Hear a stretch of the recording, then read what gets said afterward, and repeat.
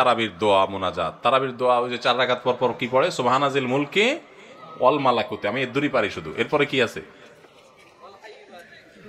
আচ্ছা কি কি জানি আছে। তো এগুলো আসলে কোন কোরআন হাদিসে নাই, যেহেতু কোরআন হাদিসে নাই সেজন্য আমি পাই নাই। কোরআন হাদিস থাকলে তো পাইতাম। বুঝা যাচ্ছে কথা? আমরা একসময় দেখছি যে ইয়াং পোলাপান তারাবি পড়তে যায় না। কিরে বাবা তারাবি পড়তে যাস না কেন?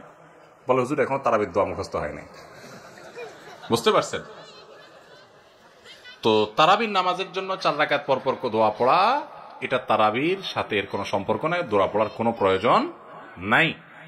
4 রাকাত পর একটু অবসর দেয় ইমাম সাহেব, এটা রেস্ট।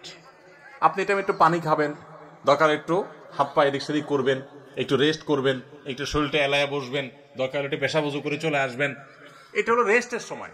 তারাবি মানে হলো আরাম করে করে পড়া, 4 রাকাত পর রেস্ট দেওয়া।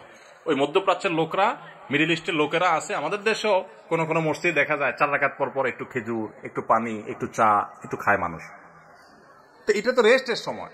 আপনি রেস্ট না করে কি করতেছেন?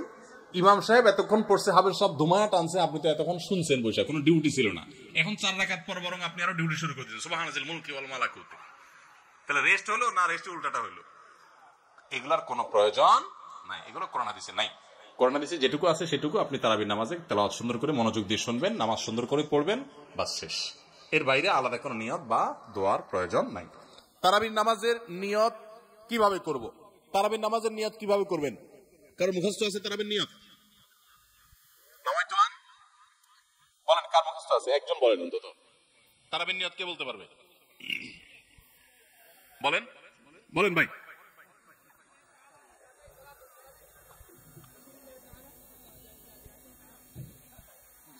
মাশাআল্লাহ মাশাআল্লাহ, এবারে পুরস্কার দেওয়া উচিত। বসেন, আপনি অনেক কষ্ট করে মুখস্থ করছেন। তুমি রোগলা 17 লোক ভাই, কালো কালো। আচ্ছা ভাই, তারাবির নামাজ বা যে কোনো নামাজের নিয়ত জরুরি। নিয়ত ছাড়া কোনো আমল হবে না। কিন্তু নিয়তটা হলো মনের ইচ্ছার নাম। নিয়তটা কিসের নাম? আমি ভাইকে দিয়ে নিয়তটা কেন শুনছি সেটা আপনারা জানেন? জানেন না আপনারা? আমি ওনাকে দিয়ে কেন শুনলাম বলেন তো? কে বলতে পারবেন? কে বলতে পারবেন না? আমি ওনার দিয়ে এই জন্য শুনছি যে ওটা আমার জানা ছিল না। এটা হলো সত্য কথা। ওইটা আমি নিজেও জানি না। নামাইতুয়ান দিয়ে শুরু এটা জানি, কিন্তু বাকি শেষেরটা আমি জানি না। এই জন্য আমি চাইছি একটু শুনতে আর কি। আমি জানি না এই জন্য যে কোরআন হাদিসে কোথাও পাই নাই। এখন ভাইরা কেউ পাইলে তো ভিন্ন কথা, আমি কোথাও পাই নাই। এই নিয়ত মুখে এরকম গদবাদা উচ্চারণ করা, হ্যাঁ এটা পাইছি আমরা ছোটবেলা বোগদাদি কায়দায়। বোগদাদি কায়দা এটার জন্য কত মাইদ্যরে হয়তো খাইছি, পাইয়া তখনই ভুলে গেছি। এটা পরবর্তীতে কোরআন হাদিসে যেহেতু পাই নাই, এই জন্য আর আমরা ওটা মুখস্থ করি নাই। ভাইরা আমার, নামাজের জন্য এরকম নামাইতুয়ান, এরকম গদবাদা যে দোয়া আমরা শিখেছি, এগুলোর কোনোটি কোরআন বা সুন্নাহর কোথাও আমরা নিয়ত করব মন থেকে যে আমি তারাবির নামাজ পড়ছি, বাস এটা আমার ইন্টেনশন আছে, নিয়ত আছে, মনে আছে, এটাই যথেষ্ট। মুখে উচ্চারণ করা জরুরি না, এবং মুখে উচ্চারণ করা এটা সুন্নাহও না। নবী সাল্লাল্লাহু আলাইহি ওয়াসাল্লাম শেখানো না। এটা আমাকে ইবাদত করতে হবে তার পদ্ধতিতে। কোনো হাদিসে যদি উৎসাহ দেওয়া না থাকে, আমি কেন সেটা করতে যাব, কসরত করতে যাব? তবে হ্যাঁ, নিয়তটা হলো অন্তরের ইচ্ছার নাম, সেটাই যথেষ্ট। আলাদা মুখে নামাইতুয়ান পড়ার দরকার নেই। তারাবির নামাজ কি সুন্নাত না নফল নাকি ওয়াজিব? তারাবির নামাজ সুন্নাত। নবী করিম সাল্লাল্লাহু আলাইহি ওয়াসাল্লামের সুন্নাত, সাহাবায়ে কেরামের সুন্নাহ। অতএব সুন্নাতের নিয়ত করলে নামাজ হয়ে যাবে। নফল শব্দের অর্থ হলো ফরজ ওয়াজিবের বাইরে এক্সট্রা, অতিরিক্ত। নফল মানে অতিরিক্ত, সেই হিসাবে নফল নিয়ত করলে আদায় হয়ে যাবে, কিন্তু এটা সুন্নাহ নামাজ। তারাবির নামাজ কিসের নামাজ?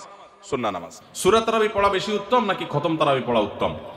অবশ্যই যদি আপনি কোরআনে কারীমের খতম পড়তে পারেন, সূরা তারাবির চাইতে সেটা উত্তম, এতে কোনো সন্দেহ নাই। সূরা তারাবিতে তো সামান্য ছোট ছোট আপনি কেরাত পড়বেন, আর খতম তারাবিতে বড় বড় কেরাত পড়বেন। তো কোরআন বেশি তেলাওয়াত করাটা তো অল্প তেলাওয়াত করার চাইতে বেশি উত্তম, সেটা বলাই বাহুল্য। এই জন্য অবশ্যই খতম তারাবি উত্তম।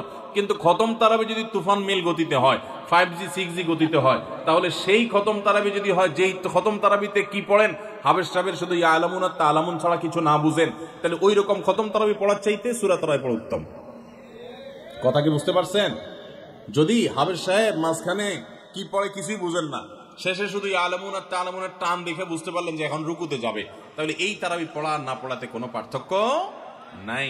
অনেক জায়গাতে এরকম তারাবি পড়ে, ওই যে সোশ্যাল মিডিয়াতে কিছু কিছু ভিডিও পাওয়া যায়, হ্যাঁ, দেশের বাইরের, যে এমন গতিতে তারাবি পড়ে যে আপনি 3 আয়াত পড়তে না পড়তে তার 1 রাকাত শেষ। এগুলা তারাবির নামে তামাশা। শুধু খতম তারাবি কেন, অনেক সূরা তারাবিও এরকম আছে যে পড়ে সূরা তারাবি, সেটা আবার এরকম 5G গতিতে পড়ে। তারাবির নামে যে কত তামাশা চলে। কয়দিন আগে দেখলাম ফেসবুকে একটা পোস্টার যে ব্যবসায়ীদের জন্য বিশেষ তারাবির প্যাকেজ। কি প্যাকেজ? 7 দিনে খতমের প্যাকেজ, 5 দিনে খতমের প্যাকেজ, আর একটা 3 দিনে খতমের প্যাকেজ।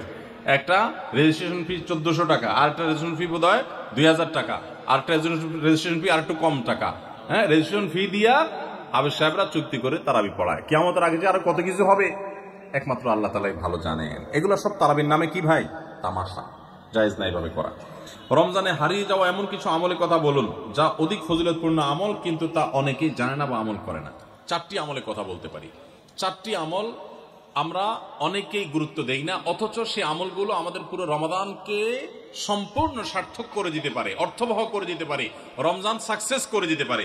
সে 4টা ভিতরে প্রথম এবং 1 নম্বর যেটা বলতে চাই তা হলো রমজান মাসে রোজা রেখে এবং রাতের বেলা পুরো রমজান জুড়ে সকল প্রকার পাপাচার, কাউকে কষ্ট দেওয়া, গালি দেওয়া, হক নষ্ট করা, সব ধরনের গুনাহ থেকে, গীবত, শিকায়াত করা, চোখের গুনাহ, সোশ্যাল মিডিয়া ইত্যাদি সবগুলো থেকে বেঁচে থাকবেন। প্ল্যান করে যে কোনো মূল্যে প্রয়োজনে আমি আইডি ডিঅ্যাক্টিভ করে ফেলবো, অ্যাপ ডিলিট করে ফেলবো, তারপরে সব ধরনের গুনাহ থেকে বেঁচে থাকবেন। এটা হলো রমজান সার্থক করার সবচেয়ে গুরুত্বপূর্ণ কাজ। 1। 2 নম্বর হলো রমজানে আমরা অনেকে কোরআন পড়ি কিন্তু কোরআন শোনাশুনি করি না। হাফেজরা করে অবশ্য। নবী করিম সাল্লাল্লাহু আলাইহি সাল্লাম রমাদানে শোনাশুনি করতেন। এটা একটা হারিয়ে যাওয়া সুন্নাহ বলতে পারি। জিবরিলকে তিনি শোনাতেন, আবার জিবরিলের কাছ থেকে তিনি শুনতেন। এজন্য আপনি কোরআন পড়বেন, আপনার স্ত্রী শুনবে, আবার স্ত্রী পড়বে, আপনি শুনবেন। স্ত্রী বলে কোনো কথা নয়, এরকম একে অন্যের সাথে কোরআন শোনাশুনি করবেন। এটা একটা হারিয়ে যাওয়া আমল। 3 নম্বর হলো রমজানের শেষ 10 দিন ইতিকাফ করবেন। রমজানের শেষ 10 দিনের ইতিকাফ এমন একটা আমল, রমজান রোজা ফরজ হওয়ার পর থেকে নিয়ে মৃত্যু পর্যন্ত নবী সাল্লাল্লাহু আলাইহি ওয়াসাল্লাম জীবনে কখনো ইতিকাফ ছাড়েন নাই। আমরা ম্যাক্সিমাম মানুষ জীবনে কখনো করি নাই। ইতিকাফ করা হলো আল্লাহর ঘরে এসে গাঁটটি বসকানেই পড়ে যাও যে আল্লাহ ক্ষমা করা ছাড়া যাব না। ইতিকাফ করা যদি মসজিদে ঘুমায়ও থাকে, ইতিকাফ করাটাই যেহেতু একটা স্বতন্ত্র ইবাদত, সো তার ইতিকাফ করার মাধ্যমে লাইলাতুল কদর তিনি অটোমেটিক পাবেন ইনশাআল্লাহ। এই জন্য ইতিকাফের আমলটা আমাদের রমাদানকে সার্থক করে দিতে পারে, অথচ এটা হারিয়ে যাচ্ছে। আর 4 নম্বর এবং সর্বশেষ হলো রমজানের শেষ দশক হলো ইবাদতের দশক, আমলের দশক। আমরা প্রথম 2 দশকে যা পারি না পারি, শেষ দশক বেশি আমল করার চেষ্টা করব। অনেকে আমরা শহর থেকে গ্রামে যাওয়ার জন্য পরিকল্পনা করতে করতে 4-5 দিন চলে যায়। অনেকে কেনাকাটার জন্য 4-5 দিন ব্যয় করে ফেলি। ঈদের প্রস্তুতির জন্য আমাদের শেষের দিনগুলো নষ্ট হয়ে যায়।